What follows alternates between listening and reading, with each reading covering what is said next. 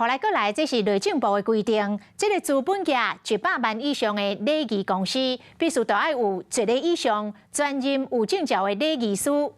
最近有议员接到业者的定情，讲要考这个礼仪师的证照是有够困难，比考台大还阁较困难。有业者考7摆还阁考袂过。台北市民众处来承诺，会请考证的单位配合着时代的变迁来调整着考试的题目。从民俗观点而言，人死后变成扛床鬼，这到底是什么鬼啊？这什么鬼题目啊？是因为人死于何处的结果：一、铁床上；二、水床上；三、木床上；四、睡床上。光床鬼到底是什么鬼？议员伫问台北市殡葬处长，伊呢头先咧咧看题目线呢，鼻啊蒙蒙的有够紧张，落尾决定用摇的声音，听起来有够心虚。不过这是台北礼仪师考试的题目。就道教观点而言，人死后最希望回到哪里？一、西方极乐世界；二、东方长乐世界；三、玉皇大帝；四、无极老母。我应该是会答一啦，西方极乐世界吧。东方长乐世界。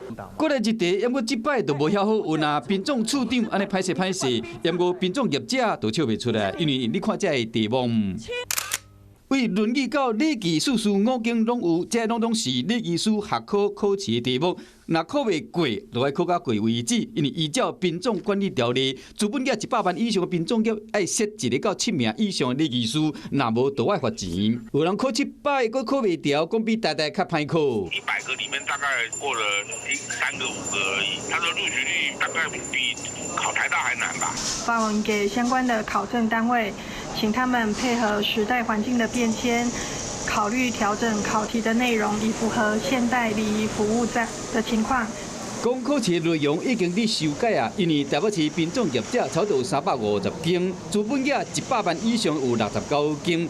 不过有专任礼仪师这支牌，敢若253个人。希望讲透过修正考试的内容了后，会当实质提升整体殡葬业的服务品质。